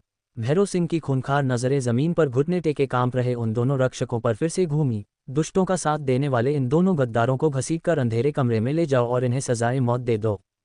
जल्द ही उस विशाल आंगन में केवल भैरव सिंह और अवनी चौहान ही बचे। अगर तुमने मुझे पहले बता दिया होता तो मैं मानवी को अंदर ही नहीं आने देता। भैरव सिंह ने एक भारी आह भरी और उसकी आंखों में अपराधबोध की एक झलक साफ दिखाई दी। मेरी वजह से तुम्हारी पुरानी बीमारी फिर से हावी हो गई। अब तक खामोश बैठी अवनी ने अचानक अपना सिर उठाया और वह बेहोशी की दवा मुंह से बाहर थूक दी। उसके खूबसूरत चेहरे पर एक खिलखिलाती मुस्कान उभर आई और वह बोली, चाचा भैरव, आपको खुद को दोष देने की कोई ज़रूरत नहीं है। वैसे भी इस बार नुकसान मेरा नहीं हुआ है। भैरव सिंह चौंक गया। उसकी आंखों में दो तेज चमक कौंधी। तुम्हारा मतलब है कि तुम? हाँ, मुझ पर कोई पागलपन हावी नहीं हुआ था। अवनी की मुस्कान और गहरी हो गई। उसने अपने माथे की तरफ उंगली से इशारा करते हुए कहा, यहाँ से मैं पूरी तरह होश में और स्पष्ट हूँ। भैरव सिंह ने राहत की एक लंबी सांस ली। उसके पत्थर जैसे सख्त नैन नक्श काफी नरम पड़ गए और उसने खुश होकर कहा, यह अच्छी बात है कि तुम बिल्कुल ठीक हो। मैं देख सकता हूं कि तुमने उस लड़की मानवी को बहुत बुरी तरह पीटा है, तो आखिरकार तुमने अपना पुराना बदला ले ही लिया। अवनी ने अपनी सुनहरी आंखों को हल्का सा सिकोड़ा और शरारत से बोली, मुझे लगता है कि अंत में उसके पास आपसे मेरी शिकायत करने की ताकत अभी भी बची हुई थी, जिसका मतलब है कि मैंने यकीनन उसे उतनी जोर से नहीं पीटा था। ये सुनकर भैरव सिंह मन ही मन माथे का पसीना पोंछने से खुद को नहीं रोक पाया। उतनी जोर से नहीं पीटा? तो फिर जोर से पीटना किसे कहते हैं? भैरव सिंह मन ही मन सोच रहा था कि यह लड़की बिल्कुल अपने पिता पर गई है। प्रताप चौहान सेना में अपने निर्मम और निर्णायक अंदाज के लिए जाने जाते थे, जिसके कारण उन्हें लौह सेनापति की उपाधि मिली थी। हम बेटी अवनी, क्या तुमने अपनी साधना का स्तर बढ़ा लिया है? भैरव सिंह ने अपनी दिव्य दृष्टि से उसे परखा और तुरंत उसके शरीर में आए इस बदलाव को भांप लिया। अवनी ने मुस्कुराते हुए कहा, हाँ, और इसके लिए मुझे चाचा भैरव का धन्यवाद करना चाहिए, जिन्होंने मेरी मदद के लिए इतनी अच्छी जड़ी बूटियां दी। भैरव सिंह ने संतुष्टि से सिर हिलाया और कहा, यह अच्छी बात है कि वे तुम्हारे काम आईं। अगर भविष्य में तुम्हें किसी भी जड़ी बूटी की जरूरत पड़े तो तुम बेझिझक कभी भी मेरे पास आ सकती हो। भैरव सिंह के वहां से जाते ही शिवांश सूर्यवंशी तुरंत बगल वाली दीवार फांदकर आंगन में आ गया। क्या तुम्हारे दिल की भड़ास निकल गई? शिवांश ने एक शरारती आधी मुस्कान के साथ उसकी ओर देखा। हाँ, कह सकते हैं। अवनी अभी भी पूरी तरह से संतुष्ट नहीं लग रही थी। शिवांश के होठों पर एक शैतानी मुस्कान तैर गई। तुम्हारी बदौलत मुझे एक बहुत ही मनोरंजक तमाशा देखने को मिला। तुम्हारी चौथी बहन ने यकीनन अपनी इस दुर्गति को खुद ही बुलावा दिया था। अवनी का मिजाज अब काफी बेहतर था और उसने मदिरा का एक घूंट भरा। लेकिन एक बात बताओ, मानवी देखने में तुमसे 1-2 साल बड़ी लगती है, फिर वह तुम्हें दीदी कहकर क्यों बुलाती है? शिवांश ने अपनी शंका जाहिर करते हुए पूछा। अवनी ने जवाब दिया, ये दादाजी का फैसला था। उम्र चाहे जो भी हो, हमारी पीढ़ी के चौहान परिवार के हर सदस्य को मुझे सबसे बड़ी बहन के रूप में सम्मान देना होगा और मुझे बड़ी मालकिन ही कहना होगा। उसके पिता प्रताप चौहान दादाजी के सबसे बड़े बेटे थे और वह प्रताप चौहान की इकलौती बेटी थी। शिवांश की तीखी आंखों में स्नेह की एक गहरी झलक कौंधी और वह बोला, राजगुरु चौहान यकीनन तुमसे बहुत प्यार करते हैं। अवनी का चेहरा थोड़ा उदास हो गया और उसने कहा, लेकिन अफसोस की बात यह है कि दादाजी साल भर सैन्य अभियानों पर घर से दूर रहते हैं, वरना चौहान परिवार के लोगों की इतनी हिम्मत कैसे होती कि वे इस तरह से मनमानी करके मुझे सताते।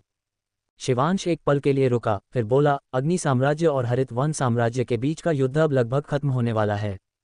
अवनी ने मुस्कुराते हुए कहा, जब दादाजी लौट आएंगे तो हम इस पागलखाने को हमेशा के लिए छोड़ देंगे और एक नई जिंदगी जीने के लिए वापस चौहान निवास लौट जाएंगे। शिवांश के दिल की धड़कन अचानक तेज हो गई।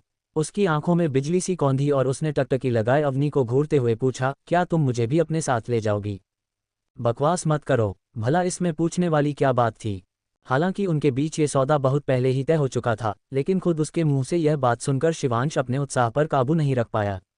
अनजाने में ही इस कमसिन लड़की ने उसके दिल को पूरी तरह से अपना कैदी बना लिया था। प्यारी अवनी, तुम आखिर किस बहाने से मुझे चौहान निवास लेकर जाओगी? ये तो बहुत आसान है, तुम्हें बस मेरा रक्षक होने का नाटक करना है। शिवांश हंस पड़ा, तुम सच में एक शैतान लड़की हो, तुम मेरा फायदा उठाना बहुत अच्छी तरह जानती हो।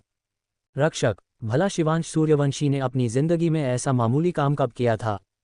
हालांकि अगर यह उसके लिए है तो यह नामुमकिन भी नहीं था। वैसे भी उसने उसके लिए अपने बनाए उसूलों को 1-2 बार नहीं बल्कि कई बार तोड़ा था, तो एक बार और सही, इसमें क्या हर्ज था? अवनी ने अपनी भौहें उचकाईं, उसकी सुनहरी आंखों में एक चालाकी भरी चमक थी। क्या हुआ? तुम तैयार नहीं हो? क्या कुंवर सूर्यवंशी के लिए ये काम उनकी शान के खिलाफ है? मुझे रत्ती भर भी कोई आपत्ति नहीं है। शिवांश मुस्कुराया, उसकी तीखी आंखें खुशी से सिकुड़ गईं। मैं ये सब अपनी मर्जी से कर रहा हूँ। हालांकि मेरी एक शर्त है, मैं कोई साधारण रक्षक नहीं बनूंगा, मैं तुम्हारा खास अंगरक्षक बनूंगा, मेरी प्यारी अवनी।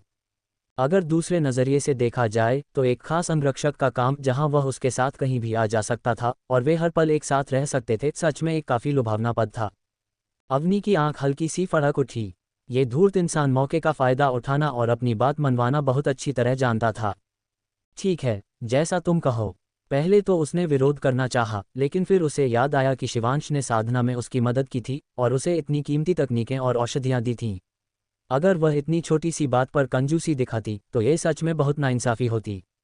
शिवांश की गहरी आंखें पल भर में चमक उठीं और उसके होठों पर एक विजेता जैसी चौड़ी मुस्कान छा गई। उसकी उस बेबाक मुस्कान ने न जाने क्यों अवनी के दिल में एक अजीब सी हलचल पैदा कर दी। अब जब रास्ते के सारे कांटे हट चुके हैं तो चलो पंचतत्व दानव भक्षण विद्या की साधना शुरू करते हैं। शिवांश सूर्यवंशी की उस तपती हुई नज़र और जादुई मुस्कान के सामने अवनी चौहान के दिल की धड़कन तेज हो गई। उसने मन ही मन उसे एक जीवित शैतान कहते हुए कोसा और झट से बात बदल दी। उसने अपनी नीले जैड की आयामी अंगूठी से जैड की एक नली निकाली। उसे ध्यान से देखने पर जब उसने पाया कि वह पूरी तरह से बंद है तो उसने पूछा, मैं इसका इस्तेमाल कैसे करूं? शिवांश ने समझाया, ज्ञान को चोरी होने से बचाने के लिए मानसिक साधना की तकनीकें और युद्ध कौशल ज्यादातर जैड की नलियों में एक दिव्य मुहर के साथ कैद कर दिए जाते हैं। खून की एक बूंद डालकर इसे अपने खून से बांधने पर ही इन्हें हासिल किया जा सकता है। अवनी ने अपने हाथ में पकड़ी जैड की उस नली को उठाया और पूछा, ये पंचतत्व दानव भक्षण विद्या साधना के किस स्तर की तकनीक है? शिवांश ने मुस्कुराते हुए कहा, इस मानसिक साधना विधि का कोई एक निश्चित स्तर नहीं है। अवनी ने आगे कोई और सवाल नहीं पूछा और तुरंत अपने खून की बूंद डालकर उससे अपना नाता जोड़ लिया। जैसे ही ताज़ा खून उस जैद की नली में समाया, उसमें से तुरंत 5 रंगों की एक चकाचौंध कर देने वाली रोशनी फूट पड़ी। पंचतत्व दानव भक्षण विद्या के मंत्र किसी विशाल लहर की तरह सीधे उसके माथे के भीतर घुस गए और उसके दिमाग पर छा गए। उसे एक बार पूरा पढ़ने और इसका बुनियादी मतलब समझने में पूरे 4 घंटे लग गए। ये पंचतत्व दानव भक्षण विद्या कुल 9 स्तरों में बंटी हुई थी। पहले स्तर पर महारत हासिल करने के बाद साधक पहले स्तर के दानवी जीव की ऊर्जा को सोख सकता था। दूसरे स्तर पर महारत हासिल करने के बाद दूसरे स्तर के दानवी जीव की ऊर्जा सोखी जा सकती थी और इसी तरह 9वें स्तर तक पहुंचने पर 9वें स्तर के मायावी जीव की ऊर्जा को निगला जा सकता था। कुल मिलाकर इस साधना विधि में आगे बढ़ने की असीम संभावनाएं थीं। अब समझ में आया कि शिवांश ने ऐसा क्यों कहा था कि इस विद्या का कोई एक निश्चित स्तर नहीं है। शिवांश के निर्देशों का पालन करते हुए अवनी ने प्राणवर्धक औषधि की 2 गोलियां निगल ली और पंचतत्व दानव भक्षण विद्या के पहले स्तर की साधना शुरू कर दी। वह औषधि उसके शरीर में बहने वाली एक गर्म धारा में बदल गई। यह ऊर्जा केंद्र नाभि चक्र में मौजूद पहले नाड़ी बिंदु से गुजरी, जहां ये पल भर के लिए किसी भंवर की तरह घूमी और फिर तुरंत दूसरे नाड़ी बिंदु को पोषण देते हुए आगे बढ़ गई। वह ऊर्जा फ्रेंजी क्यूई बल खाते हुए लगातार आगे बढ़ती रही और सीधे रीढ़ की हड्डी पर स्थित तीसरे नाड़ी बिंदु तक जा पहुंची। अचानक एक तेज और असहनीय दर्द उठा। धप धप धप। उसे ऐसा लगा मानो कोई भारी हथौड़ा उसकी रीढ़ की हड्डी पर लगातार प्रहार कर रहा हो। वह दर्द इतना खौफनाक था कि एक पल के लिए उसने मौत की कामना कर ली। जल्द ही उसके शरीर से पसीने की बारीक बूंदें छलकने लगीं और उसके कपड़े पूरी तरह भीग गए। वह ऊर्जा तीसरे नाड़ी बिंदु के करीब पहुंच तो गई थी, लेकिन वहां से आगे बढ़ना उसके लिए बेहद मुश्किल हो रहा था। अवनी ने उस भयानक दर्द को खामोशी से बर्दाश्त किया। उसका चेहरा कागज की तरह सफ़ेद पड़ गया था और वह बेकाबू होकर कांप रही थी। अगर उसकी इच्छाशक्ति इतनी फौलादी न होती तो वह बहुत पहले ही बेहोश हो चुकी होती। प्यारी अवनी, अगर तुम इसे सहन नहीं कर पा रही हो तो खुद के साथ ज़बरदस्ती मत करो। उसे इस तरह तड़पते देख शिवांश को ऐसा महसूस हुआ मानो किसी विशाल हाथ ने उसके दिल को कसकर निचोड़ दिया हो, जो किसी भी पल फट सकता था। तकलीफ अवनी को हो रही थी, लेकिन दर्द उसे कहीं ज्यादा महसूस हो रहा था। वह चाहता था कि काश वह उसकी जगह ये दर्द सह पाता। क्या ये हमदर्दी थी? नहीं। शिवांश बहुत अच्छी तरह जानता था कि उसके जैसा इंसान जो अपने मकसद को पाने के लिए किसी भी हद तक जा सकता हो, उसके दिल में हमदर्दी जैसी कोई चीज़ नहीं थी। अवनी के लिए उसकी यह फिक्र धीरे धीरे उसकी अपनी ही उम्मीदों की सीमाएं लंघ चुकी थी। प्यारी अवनी, तुम पहली बार पंचतत्व दानव भक्षण विद्या का अभ्यास कर रही हो, तुम्हें खुद पर इतना सख्त होने की कोई ज़रूरत नहीं है। लेकिन अफसोस, उसने चाहे लाख समझाने की कोशिश की हो, अवनी ने एक बार भी अपनी आंखें नहीं खोली और न ही उसने हार मानी। शिवांश ने समझदारी दिखाते हुए खामोश रहना ही बेहतर समझा। इस पल उस फौलादी इरादों वाली लड़की के लिए उसके दिल में सम्मान और तारीफ कई गुना बढ़ गई थी। आखिरकार 1 घंटे बाद अवनी ने उस औषधि की पूरी ताकत को अपने भीतर सोख लिया था। हालांकि वह तीसरा नाड़ी बिंदु अभी भी बंद था, लेकिन अवनी साफ महसूस कर सकती थी कि उसके शरीर में इकट्ठा हुई ऊर्जा अब पहले से कहीं ज्यादा बढ़ चुकी थी। उसने अपनी आंखें खोली और मन ही मन सोचा, दूसरे स्तर की फ्रेंजी क्यूई अपनी चरम सीमा पर पहुंच चुकी है। प्यारी अवनी, तुमने बहुत अच्छा किया। शिवांश ने बेहद कोमल भाव से कहा, तुम अपनी पहली ही कोशिश में इतने शानदार तरीके से सफल रहीं। यह मेरी उम्मीदों से कहीं बढ़कर है। मैं बुरी तरह थक चुकी हूँ, अवनी ने हाँफते हुए कहा। अवनी को अपनी सांसें सामान्य करने में काफ़ी समय लगा। वह पसीने से पूरी तरह तरबतर थी। मुझसे अब और नहीं होगा, मेरी जान निकल रही है, मुझे नहाना है। उसके बाद मैं चैन की नींद सोऊंगी। अगले कुछ दिनों तक अवनी ने खुद को पूरी तरह से साधना में डुबो दिया। रोजाना प्राणवर्धक औषधि की 2 गोलियां लेने के बाद वह पंचतत्व दानव भक्षण विद्या का अभ्यास करने लगती। वह अपनी फ्रेंजी क्यूई ऊर्जा को बार बार अपने तीसरे नाड़ी बिंदु पर प्रहार करने के लिए धकेलती।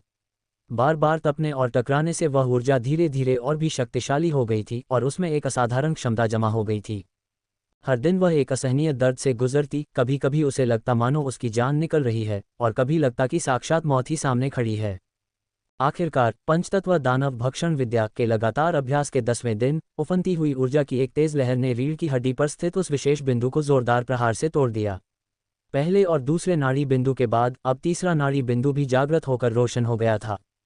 तीसरे स्तर की फ्रेंजी क्यूई इस अपार सफलता से गदगद होकर अवनी भावनाओं से भर उठी। उसे एहसास हुआ कि पिछले कुछ दिनों का वह खौफनाक दर्द और संघर्ष सच में सार्थक हो गया था। बहुत खूब, तुम्हारे आगे बढ़ने की गति मेरी उम्मीद से दोगुनी तेज है। शिवांश सूर्यवंशी, जो अवनी की रक्षा के लिए वहीं मौजूद था, उसे सफल होता देख बेहद खुश था। कल से चौथे नाड़ी बिंदु को भेदने की कोशिश करना।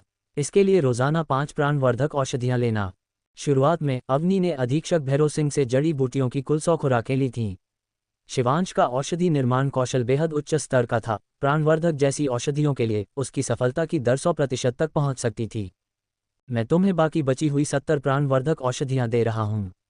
शिवांश ने दवा की कई शीशियां उसे सौंपते हुए कहा, अगर तुम इन औषधियों की मदद से फ्रेंजी क्यूई के चौथे स्तर को नहीं भेद पाई तो तुम्हें दोबारा भैरव सिंह के पास जाना पड़ेगा।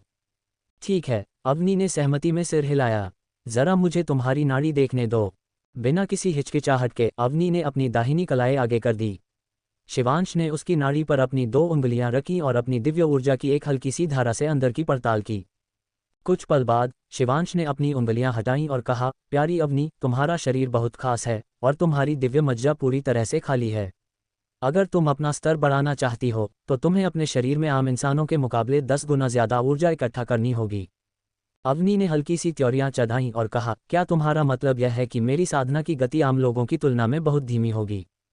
बिल्कुल सही। शिवांश की तीखी आंखें बेहद गहरी हो गई थीं और उनमें चिंता की एक झलक साफ दिखाई दे रही थी। मुझे उम्मीद है कि तुम्हारे पास इन सब का सामना करने के लिए पर्याप्त धैर्य और एक बहुत मजबूत मानसिकता है। अवनी ने पूरी दृढ़ता से कहा, मेरे पास है और मैं ये कर लूंगी। शिवांश ने आगे कहा, बेशक तुमने दूसरों की तुलना में कहीं ज्यादा ऊर्जा इकट्ठा की है। भले ही तुम्हारा स्तर दूसरों जितना ऊंचा न हो, लेकिन तुम्हारी युद्ध क्षमता यकीनन उनके बराबर ही होगी।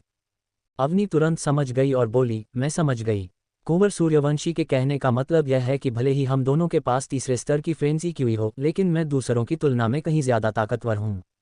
मैं समान स्तर वाले किसी भी विरोधी को आसानी से धूल चटा सकती हूं। सिंह निवास। वीर प्रताप सिंह के पिता शाही रक्षकों के सेनापति थे, जिन पर राजधानी की सुरक्षा की जिम्मेदारी थी। हालांकि यह केवल एक दूसरे दर्जे का आधिकारिक पद था, लेकिन उनका रुतबा और प्रभाव असाधारण था। वीर प्रताप सिंह अपनी साधना में बेहद कुशल था और उसमें सेना का नेतृत्व करने की असाधारण प्रतिभा थी। हर कोई जानता था कि वह युवा सेनापति अपने पिता का ही उत्तराधिकारी बनेगा। शाही राजधानी की सुरक्षा की यह भारी जिम्मेदारी यकीनन इसी विलक्षण और प्रतिभाशाली नौजवान के कंधों पर आने वाली थी। युवा सेनापति को सूचित किया जाता है कि काव्या की अभी भी कोई खबर नहीं है। सैन्य वर्दी पहने एक बूढ़ा नौकर वीर प्रताप सिंह के बगल में सम्मानपूर्वक खड़ा था, जिसके दोनों हाथ अभिवादन में जुड़े हुए थे। वीर ने एक लंबा नीला चोगा पहना हुआ था, जिसकी आस्तीनों पर बैंगनी बादलों की कढ़ाई की गई थी। उसका चेहरा बेहद आकर्षक और मर्दाना था। उसकी आंखें बहुत गहरी थीं और नाक एकदम सुतवां और ऊंची थी। उसके नैन नक्श के इस संयोजन ने उसके चेहरे को एक बेहद प्रभावशाली और तीखा रूप दे दिया था। भले ही उसे दुनिया का सबसे खूबसूरत इंसान नहीं कहा जा सकता था, लेकिन वह इतना आकर्षक जरूर था कि किसी भी महिला का ध्यान अपनी ओर खींच सके। वीर प्रताप सिंह इस साल 17 वर्ष का हो चुका था और उसके पास 7वें स्तर की फ्रेंजी क्यूई ऊर्जा थी, जिसने उसे युवा पीढ़ी के सबसे होनहार और ताकतवर लोगों में से एक बना दिया था। उसके पास लकड़ी तत्व की जन्मजात प्रतिभा थी और इसी के प्रभाव से समय के साथ उसके बालों में भी एक हल्की नीली हरी चमक आ गई थी। लकड़ी तत्व सभी तत्वों में सबसे अप्रत्याशित और रहस्यमयी होता है और खुद वीर भी इसका कोई अपवाद नहीं था। उसकी गहरी आंखें हमेशा ऐसी लगती थीं मानो वे हर पल कोई न कोई नई चाल चल रही हों। ऐसे इंसान की महत्वाकांक्षाएं बेहद मजबूत होती हैं। अधिकार और सत्ता की एक कभी न बुझने वाली लालसा। काव्या ने अस्थि भंग रक्त विलय औषधि नीली थी, जो विश्ववैद्य का एक बेहद गुप्त और खौफनाक नुस्खा है और उसे हर महीने इसका मारक एंटीडोट लेने के लिए मेरे पास आना पड़ता था। उसकी अनुपस्थिति का सीधा सा मतलब है कि मेरा यह मोहरा नष्ट हो चुका है। वीर का चेहरा अंधकार में हो गया और उसके पतले होठों से एक सर्द क्रूरता झलक रही थी। अवनी चौहान, मैंने सच में तुम्हें कम आंकने की बहुत बड़ी भूल कर दी। सिर्फ इतना ही नहीं, युवा सेनापति सैन्य वर्दी पहने उस बूढ़े नौकर ने सम्मानपूर्वक अपने हाथ जोड़ते हुए कहा, 10 दिन पहले आपने कांस्य मयूर प्रांगण में एक भव्य भोज का आयोजन किया था। चौहान परिवार की चौथी बेटी मानवी को भी आमंत्रित किया गया था, लेकिन वह नहीं आई। चौहान परिवार के जासूसों से मिली खबर के अनुसार छोटी मालकिन उस दिन शाही पागलखाने गई थी। वह अपने पैरों पर चलकर शान से अंदर गई थी, लेकिन उसे स्ट्रेचर पर लिटाकर बाहर लाया गया। उसका शरीर घावों से भरा था, लेकिन कोई भी घाव जानलेवा नहीं था। जिसने भी ये किया है वह किसी साधारण इंसान का काम नहीं है, बल्कि वह युद्ध कलाओं का कोई बड़ा उस्ताद है। वीर प्रताप सिंह के चेहरे के भाव और भी ज्यादा खौफनाक हो गए। उसके लंबे नीले चोगे के नीचे उसकी मुट्ठियां इतनी कसकर बंध गईं कि उंगलियों की हड्डियां कड़कड़ा उठीं। सैन्य वर्दी पहने वह बूढ़ा नौकर इतना डर गया कि वह तुरंत 2 कदम पीछे हट गया। वह अच्छी तरह जानता था कि यह इस बात का संकेत था कि युवा सेनापति का गुस्सा अब ज्वालामुखी की तरह फटने वाला है। रुद्र, जाओ और वह नीलम हिमसर्प लेकर आओ जिसे तुमने कल पकड़ा था। जी हुजूर, जो आ गया। सैन्य वर्दी पहने उस बूढ़े नौकर का नाम रुद्र था, जिसने अपनी पूरी जिंदगी सिंह परिवार की सेवा में लगा दी थी। उसके पास 9वें स्तर की फ्रेंजी की हुई थी। वह कई सालों से वीर के साथ साए की तरह रह रहा था, जिसकी मुख्य जिम्मेदारी वीर की सुरक्षा करना और उसकी व्यक्तिगत सेवा करना था। रुद्र खुद महल के पिछले हिस्से में गया, उसने कुछ लोगों को बुलाया और एक भारी लकड़ी का पिंजरा मंगवाया। उस पिंजरे के अंदर एक विशाल गहरे हरे रंग का सांप था, जो लगभग 2 मीटर लंबा और किसी कटोरे जितना मोटा था। उसके शरीर पर घने और खौफनाक शल्क स्केल्स थे और उसकी चटक लाल दोमुही जीभ लगातार बाहर लपलपा रही थी। पहले स्तर का एक निम्न श्रेणी मायावी जीव नीलम हिमसर्प। इसमें लकड़ी और बर्फ दोनों के शक्तिशाली गुण मौजूद हैं। वीर ने पिंजरे में कैद उस खूंखार जीव को टकटकी लगाए देखा। उसकी गहरी आंखें सिकुड़ गईं और उसके होठों के कोने पर एक क्रूर मुस्कान तैर गई। बिल्कुल सही, मुझे उस पशु वशीकरण विद्या को आजमाने दो जिस पर मैंने अभी अभी महारत हासिल की है। रुद्र अभी भी थोड़ा चिंतित था। उसने चेतावनी देते हुए कहा, युवा सेनापति, जरा सावधान रहें। भले ही हमने इस मायावी जीव को पकड़ लिया है, लेकिन इसकी खूंखार फितरत अभी भी वैसी ही है। वीर ने एक ठंडी आह भरी और अहंकार से कहा, मुझे अच्छी तरह पता है कि मैं क्या कर रहा हूं। रुद्र ने अपना सिर झुका लिया और चुप हो गया। वीर उस भारी लकड़ी के पिंजरे के पास गया और उसने अपनी पशु वशीकरण विद्या को जागृत किया। उसने अपने हाथों को घुमाकर रहस्यमयी मुद्राएं हैंड सील्स बनाईं और एक के बाद एक कई शक्तिशाली मुहरें उस नीलम हिम सर्प के सिर पर दे मारीं। वह नीलम सर्प इतनी आसानी से हार मानने को तैयार नहीं था। वह जोरों से तड़पने लगा और उसने अपना खून जैसा लाल जबड़ा इस तरह खोला मानो वह पिंजरे के पार से ही वीर को जिंदा निगल जाना चाहता हो। लेकिन अफसोस, पहले स्तर के एक निम्न श्रेणी मायावी जीव की ताकत तीसरे स्तर की फ्रेंजी क्यूई वाले किसी इंसान के ही बराबर होती है, जबकि वीर प्रताप सिंह के पास 7वें स्तर की फ्रेंजी क्यूई थी, जिसने उसे उस नीलम सर्प पर पूरा और अचूक नियंत्रण दे दिया। उन रहस्यमयी हाथ की मुद्राओं से ड्रैगन, फीनिक्स और शेरों की खौफनाक दहाड़ें गूंजने लगीं, जो सीधे नीलम हिम सर्प के दिमाग में प्रहार कर रही थीं। 5 मिनट बाद उसकी चेतना पूरी तरह से दब गई। उसने अपना सिर झुका लिया और उसकी चमकदार हरी आंखों में अब सिर्फ पूरी तरह से समर्पण का भाव था। वह पूरी तरह से वश में आ चुका था। आज से मैं तुम्हारा स्वामी हूं और तुम मेरे आदेशों का पालन करोगे। वीर ने अपनी उस रहस्यमयी हाथ की मुद्रा को वापस ले लिया और उसके चेहरे पर एक आत्मसंतुष्ट मुस्कान आ गई। तुम्हारा पहला काम रात के अंधेरे में शाही पागलखाने में छिपकर घुसना है और कमरा नंबर 11 में रहने वाली उस 14 साल की लड़की को जिंदा निगलना है। अवनी चौहान पागल हो चुकी है, फिर भी वह चैन से नहीं बैठी है। उसे जान से मारकर ही वीर को सच्ची शांति मिल सकती थी। एक खट की आवाज के साथ वह भारी लकड़ी का पिंजरा खुल गया और नीलम हिम सर्प रेंगता हुआ बाहर आ गया। वह अब एकदम शांत और आज्ञाकारी था। उसने एक अजीब सी हिचकिचाहट और झुकाव के साथ वीर को देखा। उसके दिल में अब वीर किसी सबसे करीबी रिश्तेदार की तरह था और उसके साथ उसका एक बहुत ही गहरा आध्यात्मिक जुड़ाव बन गया था। रात के घुप अंधेरे में शाही पागलखाने का कमरा नंबर 11 एकदम शांत था, लेकिन उस खामोशी को चीरता हुआ वीर प्रताप सिंह का भेजा हुआ खूंखार नीलम हिम सर्प रेंगता हुआ अवनी के बिल्कुल करीब पहुंच चुका था।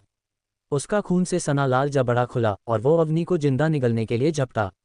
क्या अवनी की नई जागृत हुई तीसरे स्तर की शक्ति इस साक्षात मौत को रोक पाएगी, या वीर की ये खौफनाक साजिश हमेशा के लिए अवनी का नामो निशान मिटा देगी? जानने के लिए देखिए अगला एपिसोड।